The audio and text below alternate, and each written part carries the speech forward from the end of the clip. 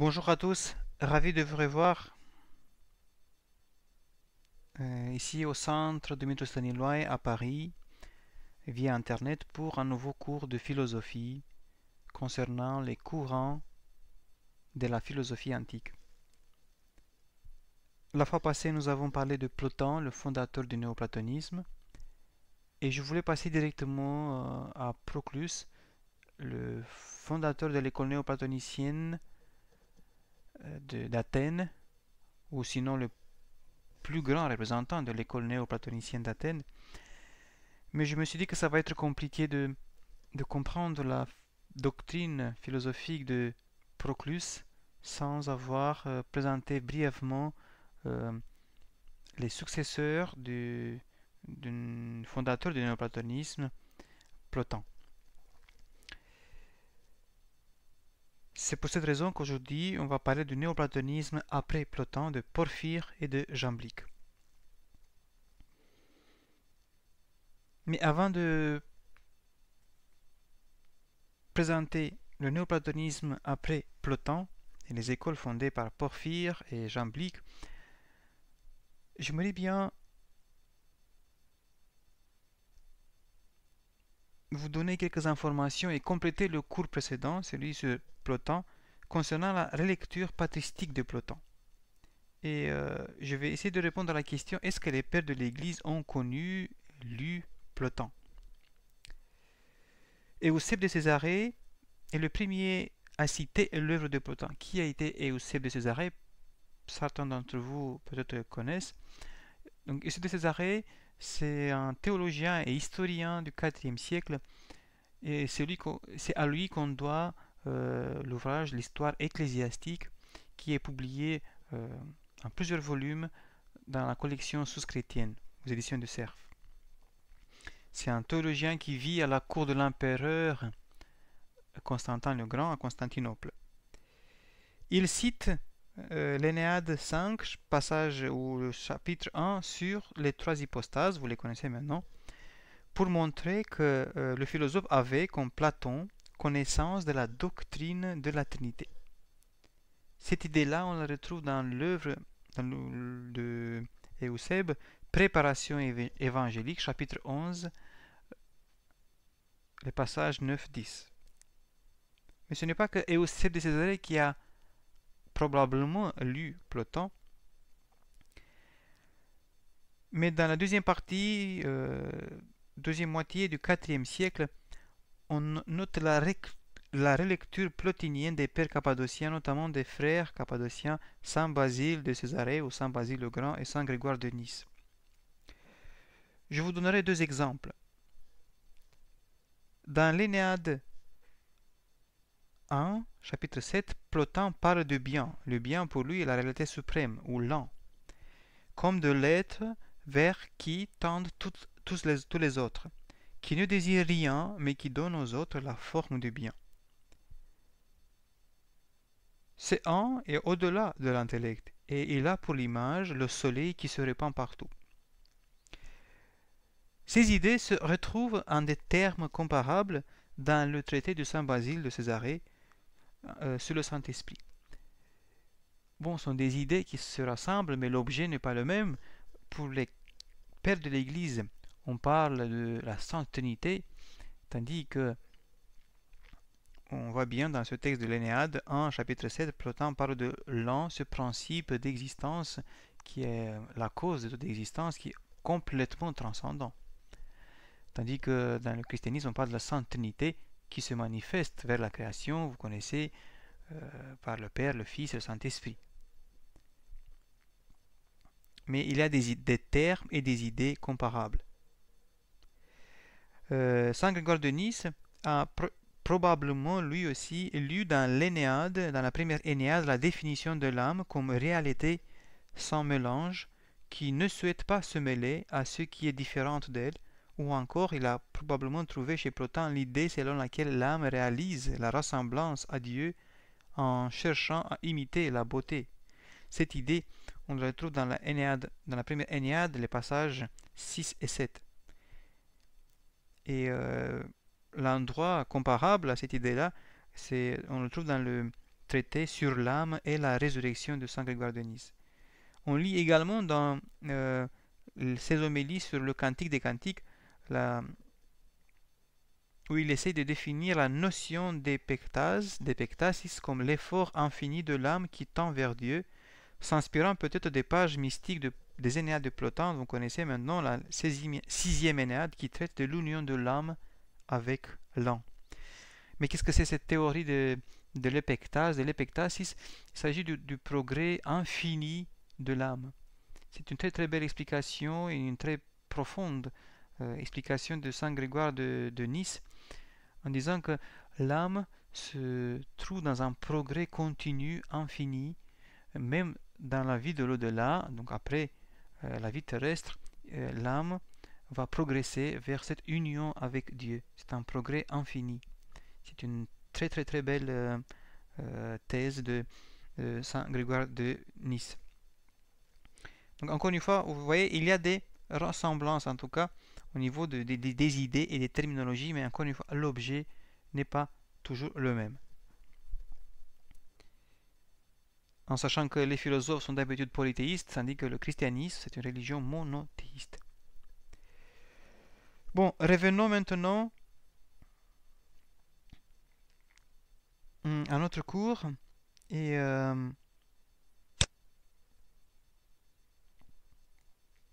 il faut savoir qu'après Plotin, le néoplatonisme se développe dans 3 centres. Porphyre continue à Rome l'œuvre de son maître Plotin. En Syrie, Jamblique fonde l'école néoplatonicienne d'Apamée, et à Athènes, l'un des plus grands représentants du néoplatonisme, Proclus, va développer une très très belle philosophie néoplatonicienne qu'on peut la résumer dans la théologie, dans sa théologie platonicienne et dans ses éléments de théologie, mais également dans le commentaire sur le Parménide. On va parler de Proclus la prochaine fois.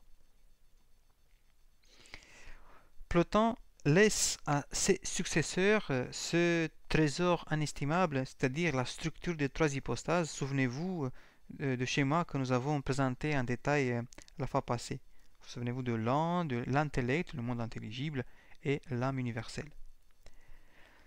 Le travail de ses successeurs consiste dans l'interprétation et l'exégèse de cette structure ou doctrine des 3 hypostases de manière systématique, pour ne plus laisser des doutes. Peut-être vous posez la question, pourquoi des doutes? Eh bien parce que chez Plotin, il y a, selon ses successeurs, trop de points laissés en suspens.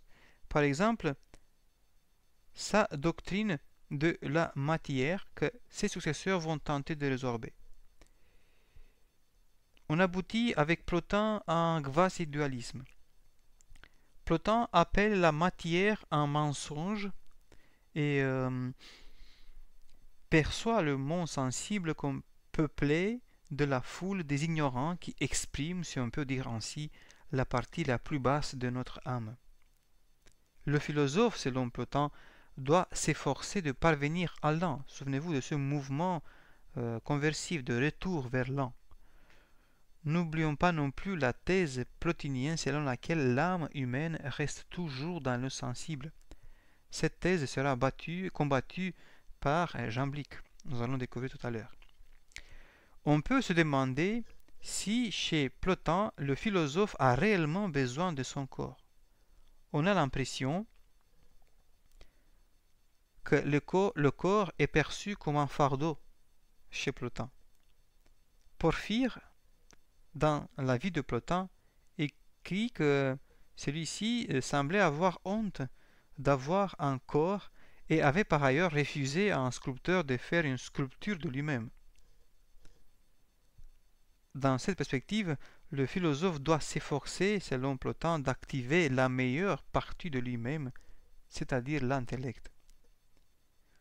On voit un accent très fort mis sur l'intellect, et voici un seul exemple qui démontre que la doctrine plotinienne n'est pas tout à fait complète, et nous allons découvrir tout de suite que ses successeurs Porphyre et Jamblique vont essayer de la systématiser et de la compléter, chacun à sa manière.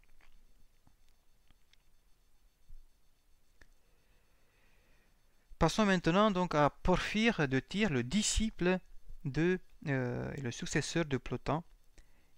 Quelques mots sur sa vie et sur son œuvre et sur sa doctrine. Il est né à Tyr en Phénicie, où il a passé son enfance dans ce pays des vieilles traditions. Vers l'année 254, le jeune Phénicien est venu étudier à Athènes. Toute sa vie, il est resté en relation avec son maître de philosophie d'alors, Longin, ou en latin Caius Cassius Longinus, qui lui a enseigné le platonisme. Ça a été peut-être Longin lui-même qui l'a envoyé à Rome pour y entendre Plotin qu'il avait en très haute estime. Porphyre est arrivé dans la capitale vers l'année 263 lorsqu'il avait 30 ans. En voulant utiliser les compétences philologiques de Porphyre, Plotin lui avait demandé de réviser, de corriger et de publier ses écrits. Vous savez bien que c'est le biographe de Plotin. Porphyre a passé 5 ans auprès de Plotin, qui est mort, comme vous le savez, vers l'année 270, à peu près abandonné par tous ses disciples. Pendant sa retraite en Sicile, il était malade, Porphyre a écrit son grand traité contre les chrétiens dont on va parler tout à l'heure. Par la suite, il est revenu à Rome où il prend la succession de son maître, de Plotin. Parmi ses disciples les plus importants, il faut compter Jamblique. Vers cette époque, il a épousé Marcella, veuve d'un philosophe et mère de 7 enfants, dont les derniers étaient encore petits. C'est à elle qu'il a adressé lettre à Marcella, qui est considérée par Alexandre Festugière comme le testament spirituel du paganisme. Porphyre, vers l'année 301, écrit la vie de Plotin. Rappelez-vous, le document biographique plotinien établit l'édition des écrits des son maître, c'est-à-dire des Énéades. Il est mort à Rome dans la première décennie du IVe siècle. L'œuvre de Porphyre est immense. Les spécialistes comptent à peu près 77 titres. Elle s'étend à tous les domaines intéressant la culture de l'époque.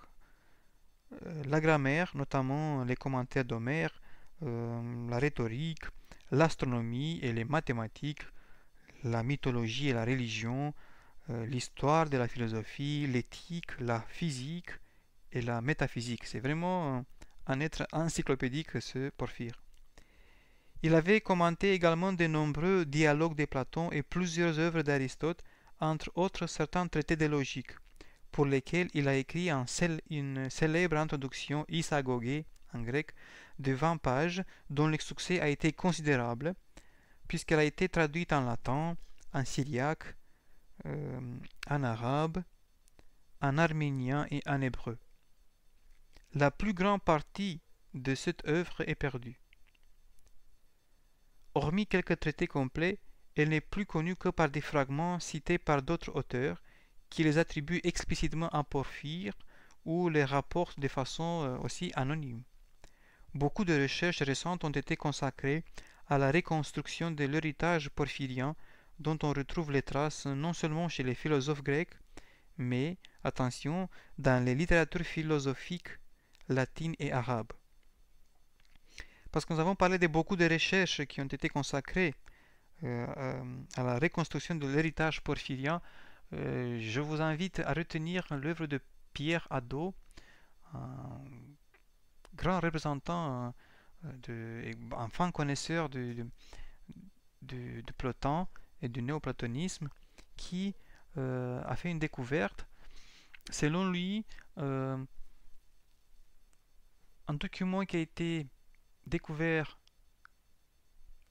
dans le XXe siècle, un commentaire anonyme sur le Parménide de Platon, Et ce document-là, selon les fins recherches très minutieuses de Pierre Hadot, il a été, ce commentaire anonyme a été attribué à Porphyre. Voilà. Le livre s'appelle Porphyrius et Victorinus, Marius Victorinus, un philosophe qui s'est converti au christianisme. C'est grâce à Pierre Hadot aussi qu'on a la traduction en français de ce philosophe Marius Victorinus. Bon, maintenant, quelques mots sur la philosophie et la doctrine de Porphyre de Tyr. Toute sa vie, Porphyre a été préoccupé par les problèmes religieux, tout particulièrement par le rôle des pratiques religieuses pour le salut de l'âme. Avant de connaître Plotin, en effet, il avait écrit La philosophie tirée des oracles, traité consacré aux pratiques religieuses et magiques, capables d'assurer le salut de l'âme. Après sa rencontre avec Plotin, Porphyre professe une toute autre théorie des rapports entre la philosophie et la religion. Les religions, selon lui, ne s'adressent qu'à des dieux inférieurs ou à des démons. La philosophie les transcende, parce qu'elle est le culte du Dieu suprême dont le philosophe est le prêtre. Ce culte ne consiste que dans l'offrande d'une pensée purifiée de tout ce qui est visible et sensible, et il conduit à l'union au Dieu transcendant, dès ici-bas en des moments d'extase, puis définitivement après la mort. Le philosophe est donc le seul à pouvoir espérer être délivré pour toujours du cycle des naissances. Les pratiques religieuses ne peuvent procurer qu'un salut tout relatif, une certaine purification de la partie de sa prison cosmique, de sa condition terrestre. C'est donc cette perspective que c'est dans cette perspective que Porphyre consacre une grande partie de son activité littéraire à critiquer et à juger les traditions religieuses, et notamment le gnosticisme, mais malheureusement tous ces ouvrages-là sont perdus. Il va critiquer aussi les oracles chaldéiques avec le traité sur le retour de l'âme, mais aussi la religion traditionnelle de la Grèce dans la lettre à Anébon dont on va parler tout à l'heure, et la religion chrétienne par ce traité contre les chrétiens.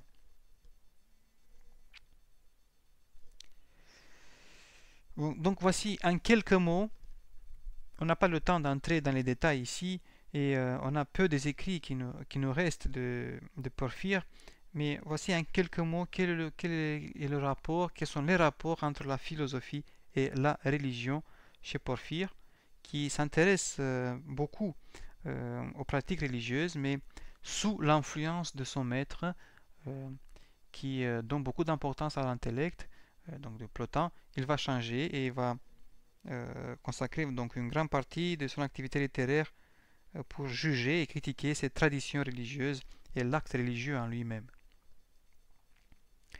Mais pour ce qui est de l'originalité de la pensée porphyrienne, on signale la doctrine de l'acte d'être.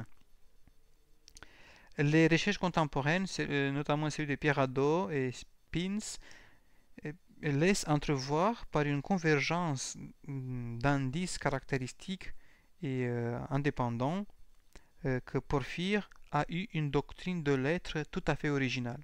Et je vous ai déjà rappelé la recherche de Pierre Hadot,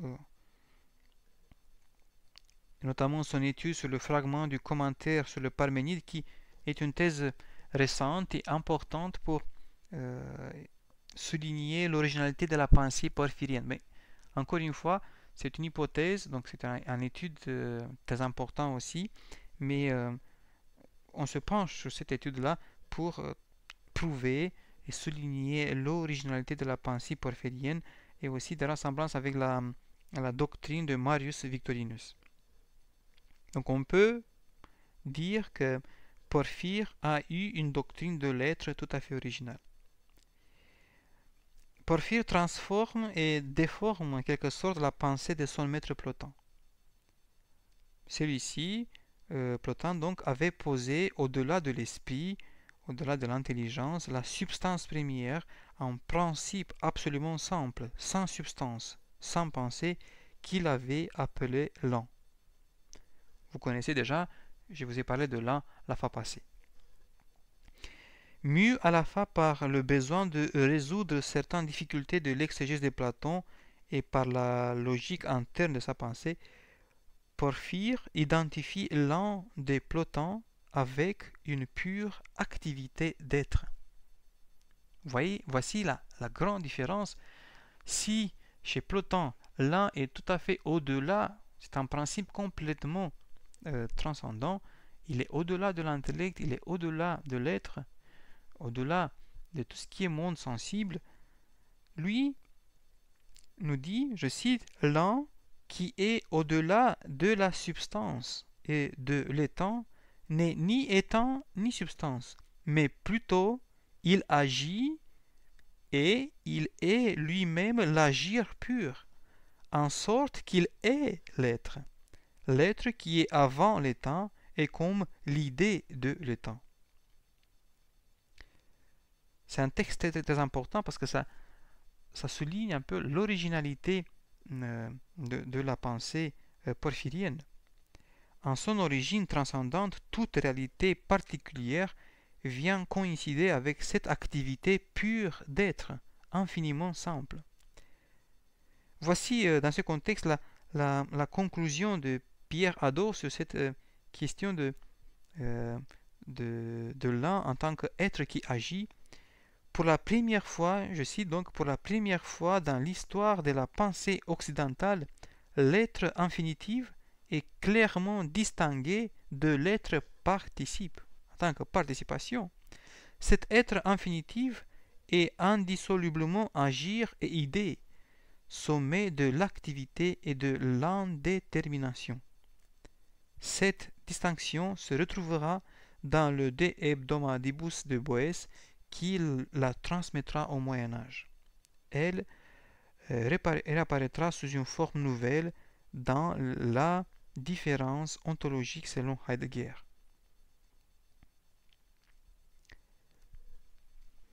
Voici donc l'originalité de cette idée qui est mise en avant par Pierre Hadot, par ses conclusions, et cette idée-là connaîtra une influence et une bonne réception, surtout en Boès, qui la transmettra au Moyen Âge, et aussi nous allons trouver quelques idées aussi dans la doctrine Dasein de Heidegger.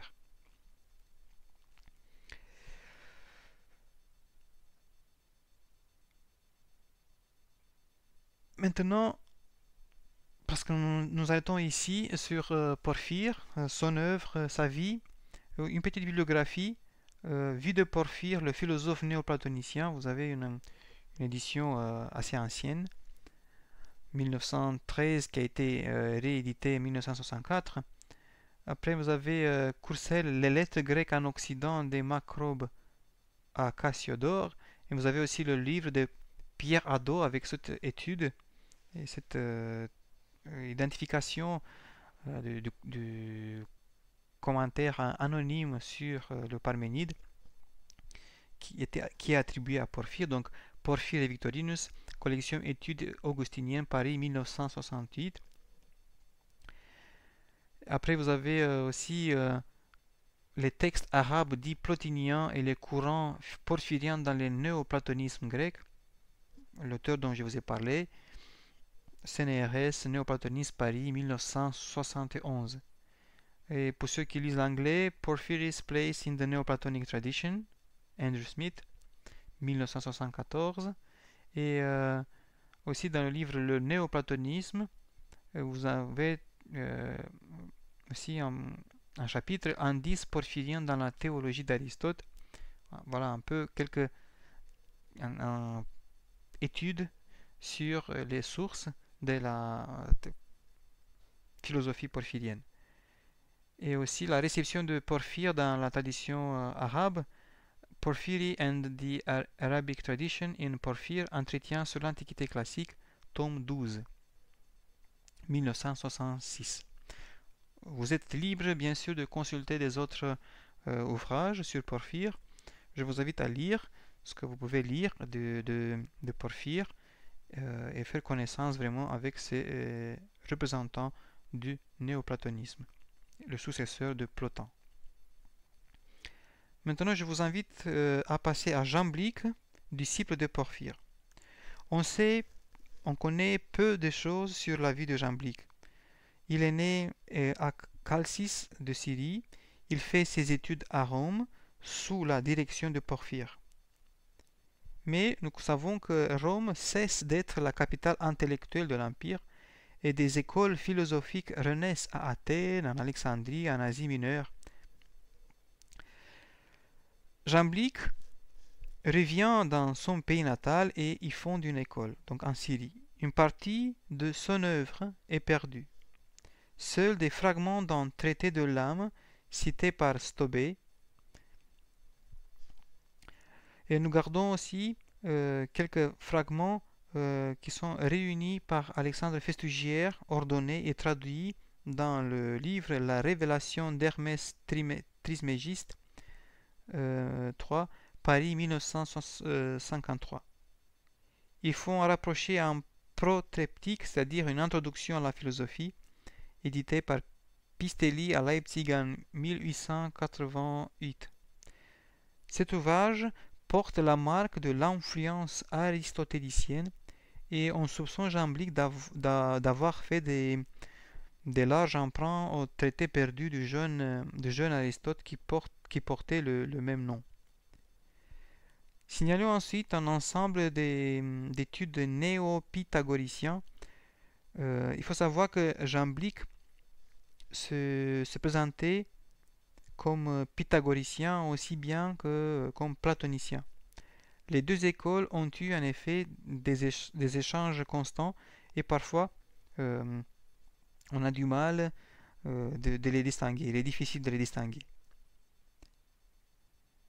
D'un recueil sans doute plus vaste subsiste une vie de Pythagore publiée dans le Diogène Laërce de Firmandido en 1929 et les traités intitulés In Nicomachi Arithmeticam Introductionem, donc une introduction dans l'arithmétique de Nicomaque, et aussi nous avons le Theologumena Arithmeticae et aussi De Communi Mathematica Scientia.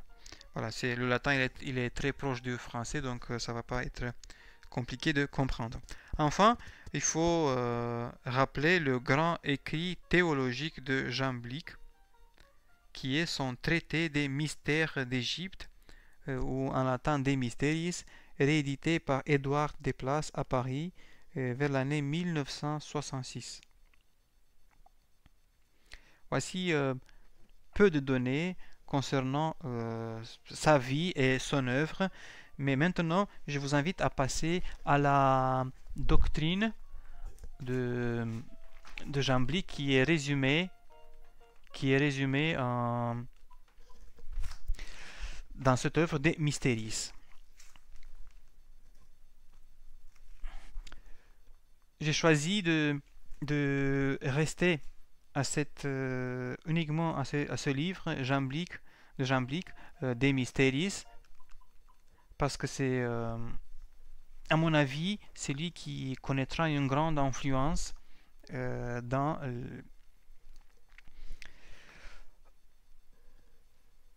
l'école néoplatonicienne, surtout d'Athènes, celle qui sera conduite par Proclus. Vous lisez sur votre écran Jamblique et la théurgie. Donc, De Mysteris de Jamblique, c'est un titre des Mysteris, donc sur le traité des mystères d'Égypte. C'est un titre créé par Marcille Ficine au XVe siècle.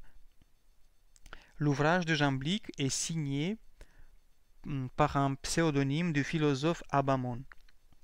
Dans la lettre à Anébon, Porphyre s'interroge sur certaines pratiques cultuelles, théurgiques et se révèle très dubitatif. On pense aujourd'hui que Canébon lui-même est une création littéraire inventée par Porphyre qui le présente comme un prêtre égyptien. Cette lettre serait en réalité adressée à Jamblique. Donc le De Mysteriis, ou le traité sur les mystères d'Égypte, serait la réponse de Jamblique à la lettre à Anébon. Dans ce traité, Jamblique va établir que la pensée n'est pas le dernier mot et qu'il y a un au-delà de la pensée. La rationalité doit être dépassée par Jamblique. Voici une grande différence entre Plotin, le fondateur du néoplatonisme, et Jamblique, et aussi Jamblique et Porphyre. Dodds disait de ce traité de Jamblique qu'il s'agit d'une apologie de l'irrationalisme. Dodds, c'est un auteur anglais spécialiste néoplatonisme, et vous avez une très très bonne introduction sur Proclus dans sa traduction en anglais, The Elements of Theology, les éléments de la théologie de Proclus. On va parler de ça la prochaine fois. Et si vous avez l'occasion, je vous invite à lire cette introduction. C'est une très bonne introduction dans le néoplatonisme, celle qui a été faite par Dodds. La pensée, nous dit, revenons à Jamblique, la pensée ne suffit pas. Et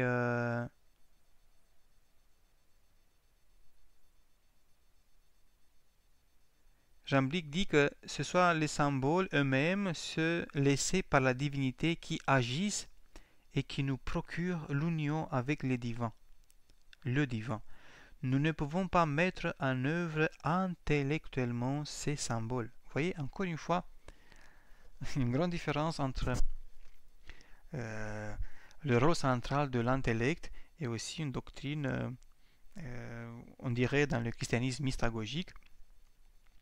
C'est le culte qui agit à travers nous et non pas nous qui agissons à travers le culte. Ce sont les dieux qui agissent à travers nous et nous n'avons aucune puissance sur les dieux. Voici les premiers grands raisonnements de Jamblique qui mènent à la voie de la théurgie. À la fin du cours, on va lire un passage qui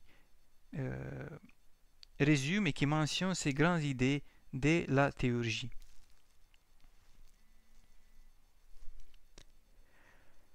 Mais je vous invite à regarder sur votre écran et voir les idées maîtresses de cette théurgie, de cette doctrine de la théurgie de Jamblique.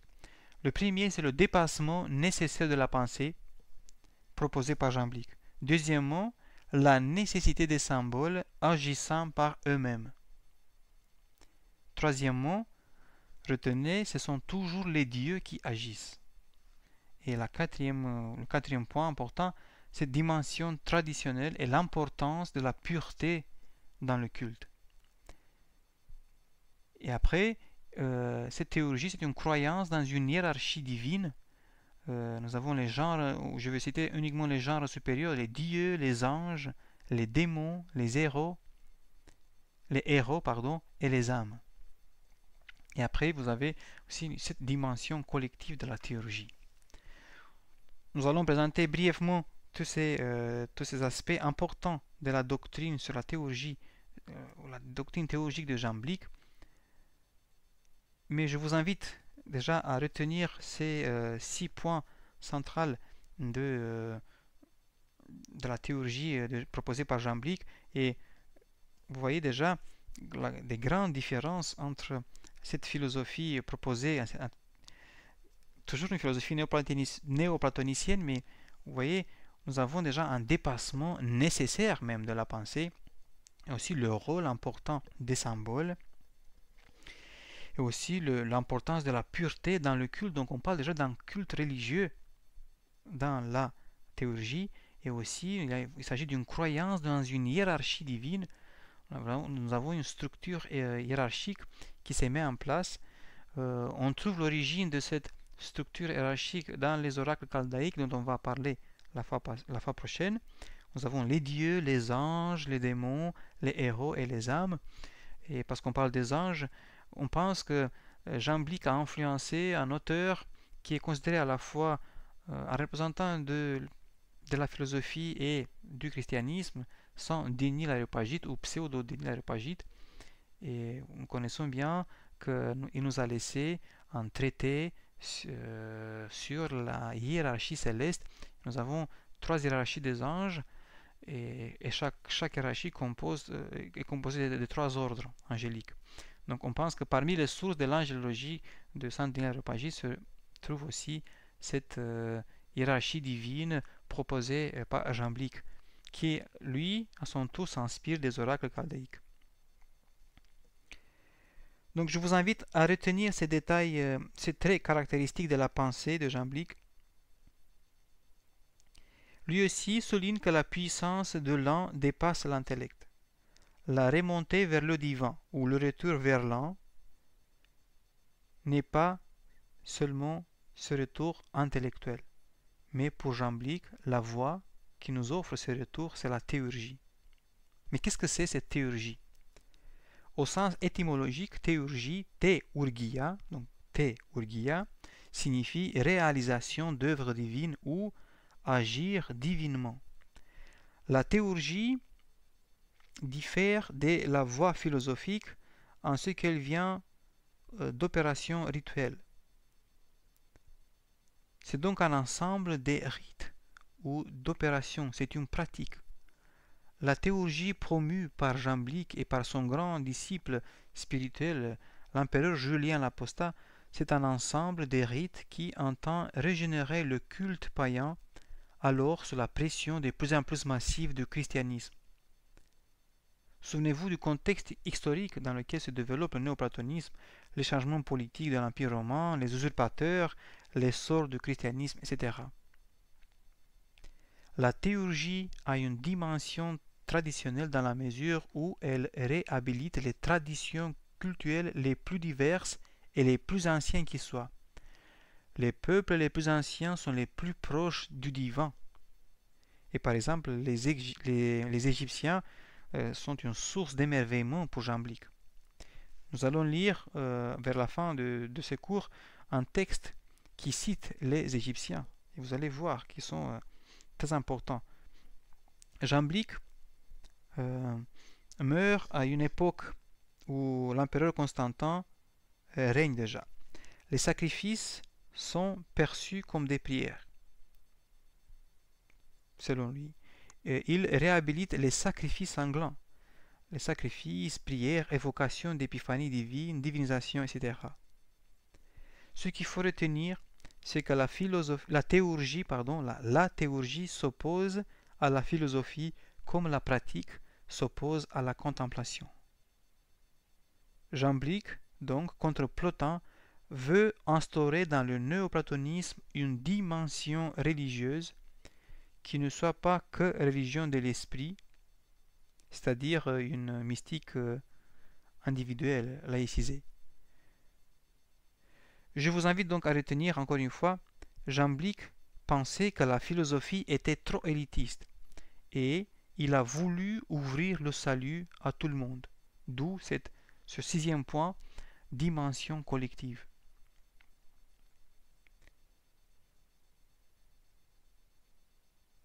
Jean Blic veut en quelque sorte veut tordre le cou à l'individualisme qui était la conséquence de la pensée de Plotin. L'expression de la voie universelle de salut, question posée par Plotin, est-ce que seuls les philosophes sont sauvés ou y a-t-il aussi un salut pour les gens vulgaires, pour les gens du commun? Pour Jean Blic, oui. La théurgie, donc, a une dimension collective primordiale. Le salut se réalise, selon Jean Blic, par une hiérarchie d'intercesseurs. Jean Blic accole à la théurgie un volet métaphysique. C'est l'idée qu'au-dessus de l'intellect, l'âme a une faculté qui est appelée l'âme de l'âme, qui peut être activée au moyen du culte, à travers le culte, au sein du culte religieux. Retenez ces 2 idées très importantes. Le salut selon Jamblique, se réalise par une hiérarchie d'intercesseurs. Et cette théologie a aussi un aspect métaphysique. Et l'idée qu'au-dessus de l'intellect, au-dessus de la raison, l'âme a une faculté qui est appelée l'an de l'âme, une faculté qui doit être activée et qui s'active à travers et par le moyen du culte religieux. Cette partie unitive, intitulée l'an de l'âme, va se trouver en communication intime avec la divinité. Cette faculté de l'âme ne peut pas être activée explicitement par une ascèse de type philosophique, exclusivement rationnelle. Cette faculté de l'âme ne veut pas être donc juste une activité philosophique rationnelle. C'est pour cela que Jamblique va développer encore un point très important que je vous demande de retenir.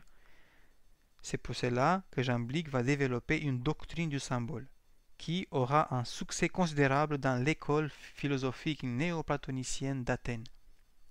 Nous allons voir que Proclus parle de symboles semblables et de symboles dissemblables. Mais quelques mots maintenant sur la doctrine du symbole proposée par Jamblique et sa doctrine sur la théologie. Il utilise deux termes pour parler de symbole. Le mot lui-même symbole et le mot synthemata, qui signifie signe. Symbole, symbalein en grec, symbolon, qui vient du verbe balein, jeter, et syn, qui signifie ensemble. C'est en quelque sorte une définition paradoxale, jeter ensemble. C'est-à-dire, nous avons plusieurs images, mais qui ont cette fonction unitive de nous faire comprendre, de nous faire trouver une sorte d'union dans notre pensée. Et même s'il y a plusieurs images, toutes ces images-là, toutes ces idées-là, qui se dégagent de ces images, de ces symboles, vont nous conduire vers une meilleure compréhension de la divinité. Il faut savoir aussi que ces termes-là, symbole et synthemata, symbole et signe, n'apparaissent pas chez Platon dans ce sens-là. L'idée la plus importante, c'est que le divin a sémé dans le monde sensible des symboles de lui-même, des symboles divins. Le but de la théologie est d'identifier ces symboles et de les mettre en acte. Retenez s'il vous plaît cette idée. Le but de la théologie est d'identifier ces symboles et de les mettre en acte. C'est très proche, à mon avis, de la théologie sacramentaire de l'Église chrétienne. Jamblique pense qu'il y a des hiérarchies dans le réel, dans le monde réel, Dieu, astres, hommes, animaux, plantes, etc. Il y a également une succession hiérarchique d'ordre d'être. L'idée de la théologie, c'est que toutes ces classes-là doivent être unies et formées en tout. Le monde forme un tout uni. Il n'y a pas de scission forte entre le sensible et l'intelligible pour Jamblique et pour sa doctrine. Pourquoi ces êtres sont-ils en correspondance? Ils le sont parce que par ce que Jamblique appelle des chaînes, en grec seira. On n'aura pas le temps de détailler cet aspect, mais il y a des chaînes, si vous voulez, entre le monde sensible et le monde intelligible. C'est ça l'idée proposée et développée par Jamblique. Si quelqu'un veut approfondir ces détails-là, je l'invite à écrire un travail sur les seira, les chaînes qui font l'office des intermédiaires entre les dieux et le monde sensible. Et parce qu'on parle de ce travail-là, je vous invite à lire un livre que vous allez trouver aussi à la fin de notre cours dans la bibliographie, intitulé « La théologie des oracles chaldéiques à Proclus ». Donc, nous avons toute l'histoire de la théologie, qu'est-ce que ça veut dire la théologie, le développement de la théologie à partir des sources, donc des oracles chaldéiques et à Proclus. Cet ouvrage-là a été écrit par Karine van Lieferinge. Cette étude de la théologie commence donc par une analyse des Mysteriis de Jamblique, donc ce traité sur les mystères dont on parle maintenant, et l'auteur souligne l'originalité de la démarche de Jamblique qui présente le rite païen dans ces trois actes constitutifs, le sacrifice, la prière et le mantique, dans un statut nouveau, celui de la théurgie. L'acte rituel est présenté comme un symbolisme actif dont le but ultime vise l'union mystique, l'union avec le Dieu. Les concepts sur lesquels se fonde Jamblique sont issus donc des oracles chaldéiques et remaniés en quelque sorte. Ils font l'objet d'un deuxième chapitre consacré à Porphyre dont le rôle dans la transmission des oracles et de la théurgie dans le milieu néoplatonicien est envisagé d'un point de vue philologique. Et dans la troisième partie et la dernière de cet ouvrage-là, l'auteur essaie de mettre en lumière l'impact de Jamblique sur sa postérité, c'est-à-dire sur l'empereur Julien, l'apostat et Proclus. Voici une brève présentation de cette étude importante, la théurgie des oracles chaldéiques à Proclus. Si vous pouvez le lire, je vous invite, si vous avez l'occasion, la possibilité, je pense que ça va être une très bonne explication de la théurgie. Revenons donc à la théurgie qui représente, retenez cette idée-là, les symboles en acte. Les symboles étant des traces du divin qui sont susceptibles de remonter en nous une anagogé en grec, une remontée, une ascension vers le divin. Le symbole est ainsi une sorte d'échelle lancée par la divinité pour nous permettre de nous aider et de nous joindre à la divinité. L'idée de Jamblique est que dans l'âme humaine, on trouve la faculté réceptrice de ces symboles et en particulier ce que Julien l'Apostat appelle l'an de l'âme. Les symboles divins entrent en communication intime et au-delà de la raison supra-rationnelle avec ces facultés profondément enfuies dans l'âme, et l'action principale est de réveiller ces facultés de l'âme. Encore une idée très très importante.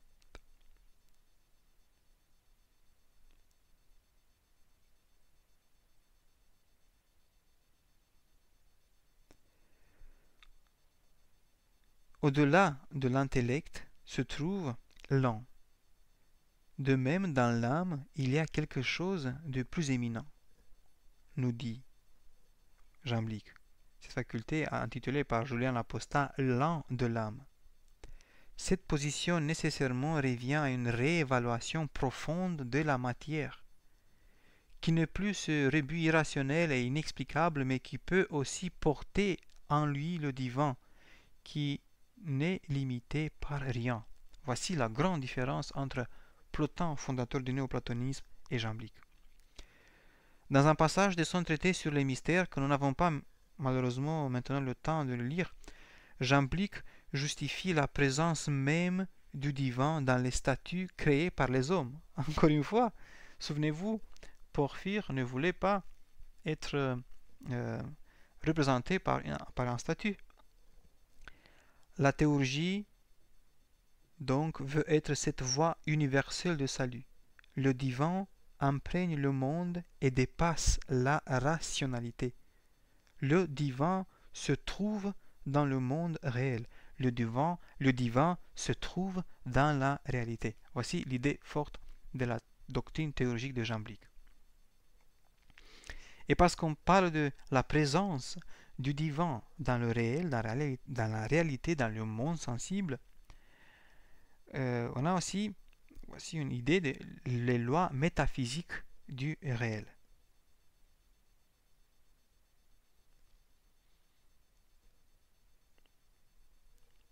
Et les lois métaphysiques du réel sont englobées en quelque sorte dans cette triade chère à la pensée de Jamblique, être, vie, pensée. La réalité forme un tout sans rupture de continuité. Et ces lois sont pleinement, toutes ces lois métaphysiques du réel seront pleinement acceptées par l'école néoplatonicienne d'Athènes, celle qui aura comme diadoque principal Proclus.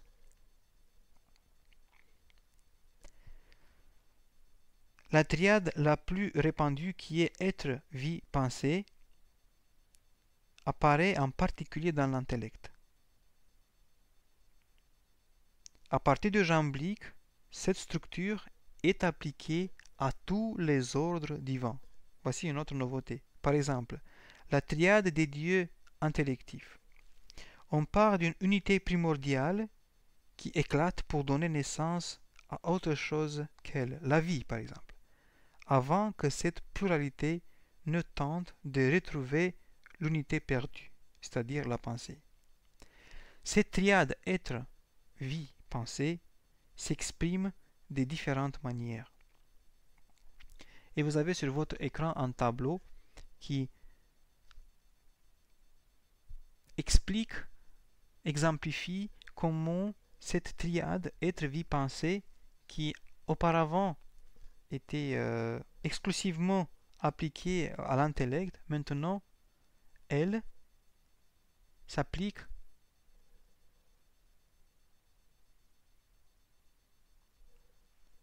à la métaphysique, aux ordres divins, à l'arithmétique et aussi à la géométrie.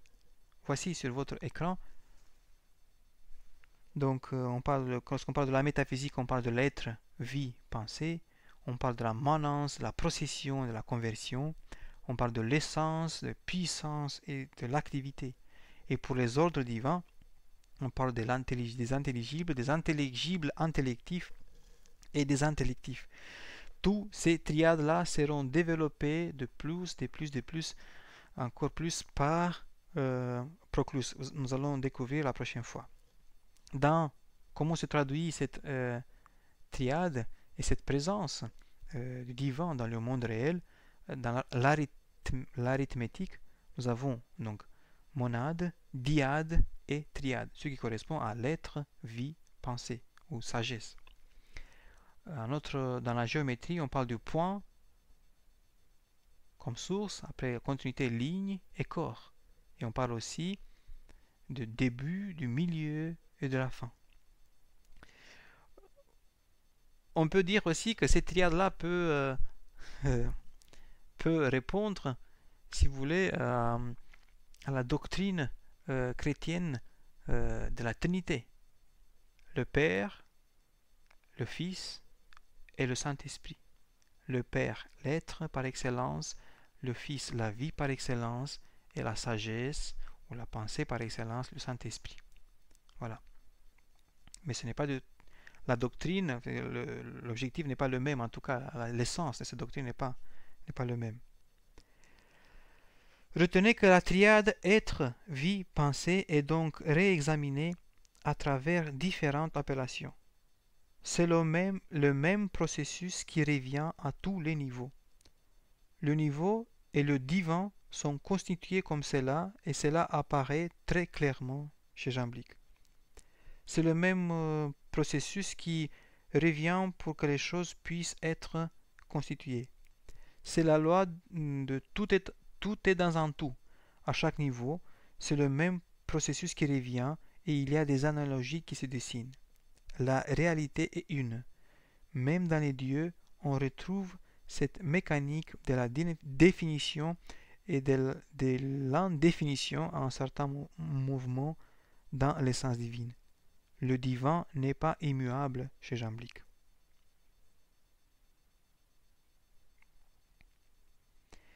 Il y a aussi une précédence de la cause sur les faits chez Jamblique. Il n'y a jamais rien de fondamental nouveau. L'inférieur est toujours causé par quelque chose de supérieur qui le pré-enveloppe en quelque sorte. Tout ce qui apparaît dans les faits était déjà dans la cause et les faits ne sont pas les déploiements de la cause, de même qu'un arbre est le déploiement d'une graine.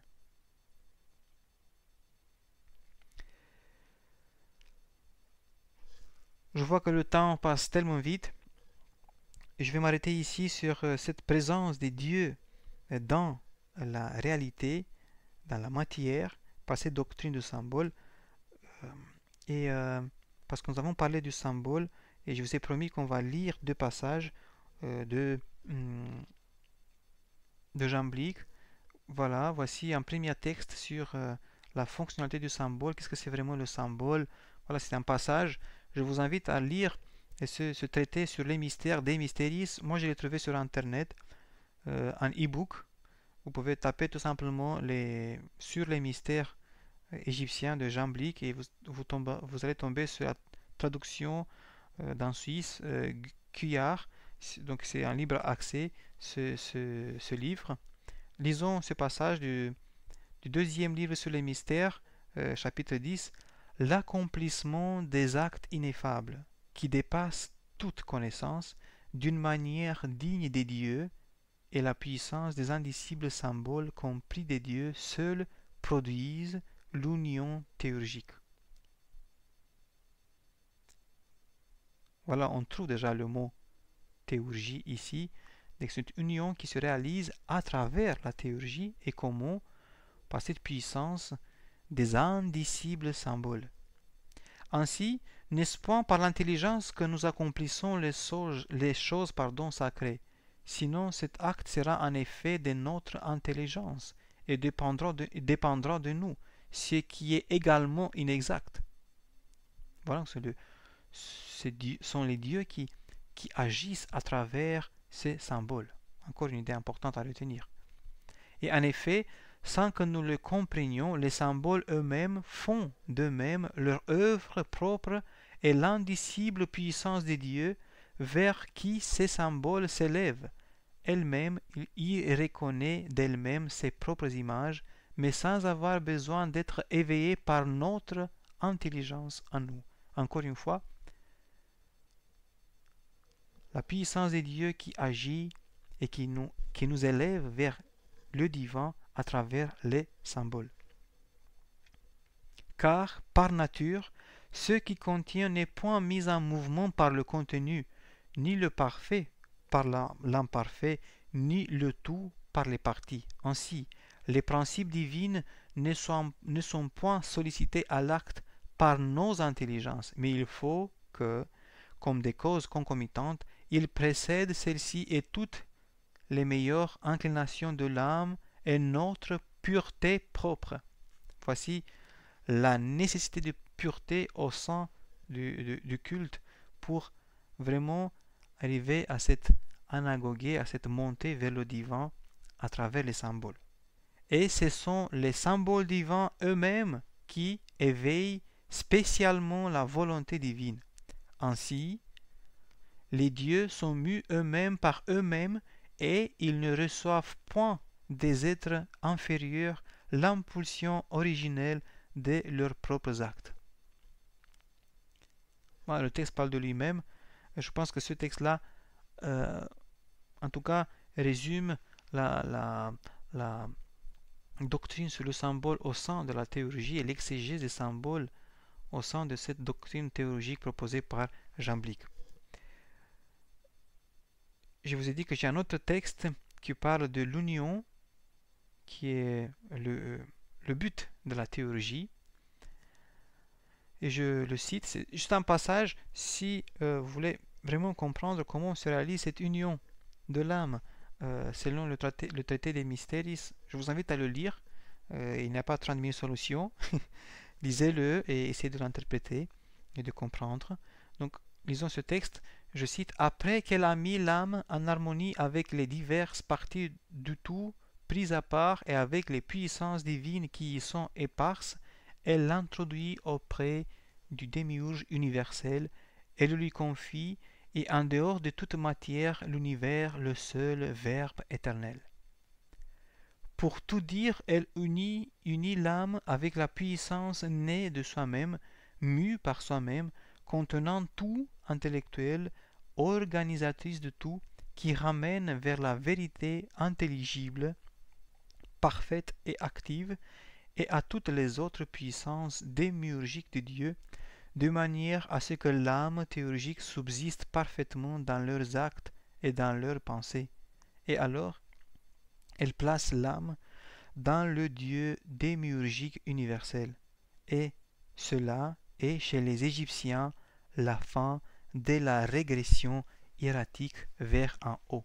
Vous voyez, Jamblique s'inspire et il trouve que les plus anciens connaissent vraiment cette voie de l'union et il offre une grande importance aux Égyptiens. C'est pour cette raison que aussi le traité s'intitule, le traité théologique par excellence s'intitule sur le traité sur les mystères d'Égypte.